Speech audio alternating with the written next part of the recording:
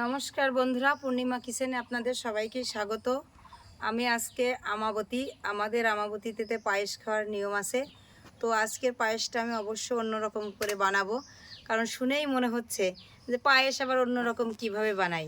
প্রথম থেকে শেষ পর্যন্ত দেখতে থাকেন, দেখলে খুব ভালো লাগবে। অবশ্যই আনকমন আর দুর্দান্ত টেস্ট। পায়েসটা রান্না করার জন্য আমি সব কিছু গুছিয়ে নিয়ে চলে আসছি। কি কি উপকরণ লাগবে বা কিভাবে আজকে বানাবো সেটা একবার বলে দেব। আমি এখানে 1.5 কিলো দুধ ভালো করে জাল দিয়ে দেখুন কি সুন্দর ঘন করে নিয়েছি। এক কেজি মতো রেখেছি, আধা কেজি কিন্তু একদম জাল দিয়ে শুকিয়ে ফেলেছি। এখানে নিয়েছি চীনা বাদাম। সবাই হয়তো এটা শুনে বলবে আবার কি পাগল রে, কিশমিশ আর কাজু বাদাম দিয়েই তো সবসময় মানুষ পায়েস রান্না করে বা খায়। আজকে আমি চীনা বাদামের গুঁড়োটা দিয়ে পায়েসটা রান্না করব। এখানে নিয়েছি গোবিন্দভোগ চাল, চিনি আর ঘি। এই চালে আমি একটুখানি ঘি মাখিয়ে নেব। একটু ঘি মাখিয়ে নিচ্ছি, ঘিটা একটু বেশি করেই মাখাবো।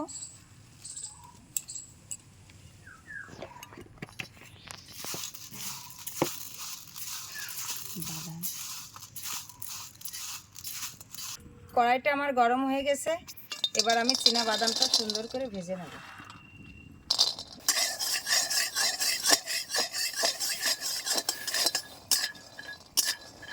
এই বাদামটা কিন্তু একটু কড়া পাকে আমি ভেজে নিচ্ছি, কাঁচা কাঁচা থাকলে সেন্টটা আসবে না। চীনা বাদামের ফ্লেভার তো আমার কাছে খুবই ভালো লাগে। বাদাম প্রিয় যারা, তারা আমার ভিডিওটা দেখবেন আর বেশি বেশি লাইক কমেন্ট করবেন। ফল মিষ্টি কিছুই পছন্দ করি না, বাদামটাই আমার খুব পছন্দের। বাদামটা আমার ভাজা হয়ে গেছে, এবার আমি ঠান্ডা করে নেব। জাল দিয়ে রাখা দুধটা আমি দিয়ে দিলাম কড়াইতে। কি সুন্দর একদম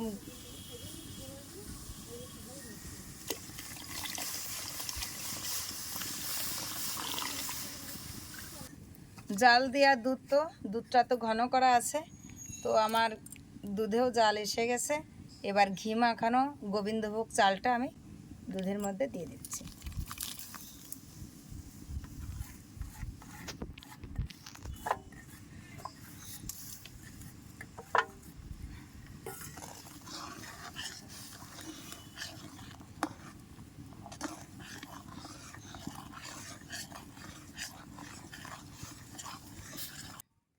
চাল দিয়ে আমি একটুখানি চিনি দিয়ে দিচ্ছি, যাতে চালটা ফেটে না যায়। চাল কিন্তু পায়েসের মধ্যে ফেটে গেলে ভালো লাগে না দেখতে।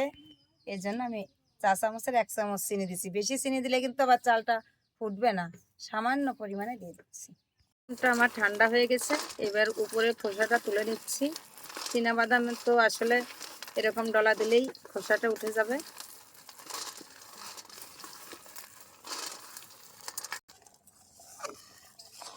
পায়েসটাও দেখুন প্রায় হয়ে আসছে।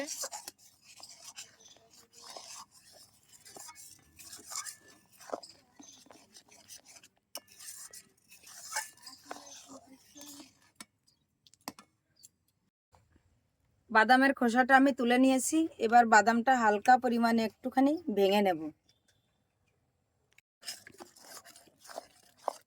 পায়েসটা আমার হয়েই গেছে।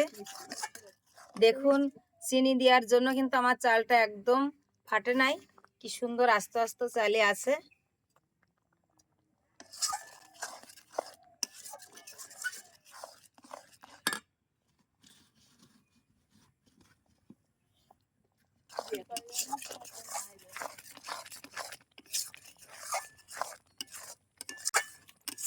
এই দেখুন কি সুন্দর আমার ক্ষীরের পায়েসটা।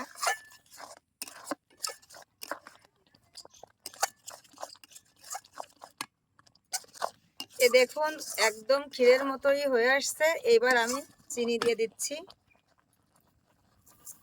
পরিমাণ মতো।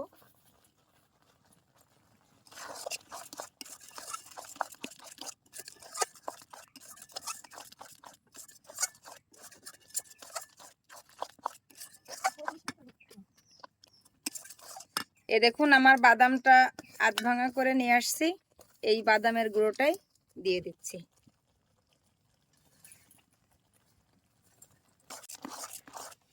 চীনাবাদাম, ভাজা চীনাবাদামের খুব সুন্দর একটা ফ্লেভার বেরিয়েছে।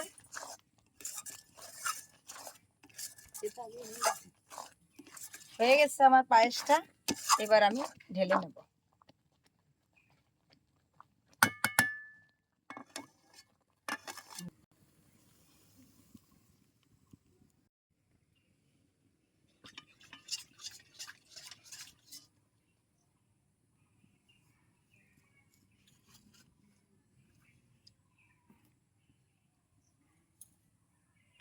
আজকে আমার হয়ে গেল আমাবতীর রেসিপি, যেটা তো আমাদের কোথায় আছেই খাওয়া, পায়েস খেতেই হবে। তা মনে করলাম একঘেয়েমি তো পায়েসই রান্না করি সব সময়, তো আজকে একটু অন্যরকম ভাবে রান্না করি, নিজেরাও খেতে পারবো আর বন্ধুদের সাথে শেয়ারও করতে পারবো। সেটা মাথায় নিয়ে এসে আজকে কি করি তো চীনাবাদাম বাটা দিয়ে আজকে পায়েসটা রান্না করলাম। আসলে কি সুন্দর যে ফ্লেভার বেরিয়েছে, সেটা তো আসলে আপনাদের দিতে পারছি না, দিতে পারলে আমি আরো অনেক আনন্দ পেতাম। রান্না হয়ে গেছে, পায়েসটার কেমন টেস্ট হয়েছে, আজকে নতুনত্ব পায়েস। তো খেয়ে দেখুক আমার অঙ্কন বাবু, অনেক দিন পরে আজকে আসলো, ক্যামেরাই আসতে চাই না। ক্ষীরের পায়েস তো এই জন্য একটু শক্ত শক্ত করে বানিয়েছি। খেয়ে দেখো বাবা কেমন হয়েছে পায়েসের টেস্টটা।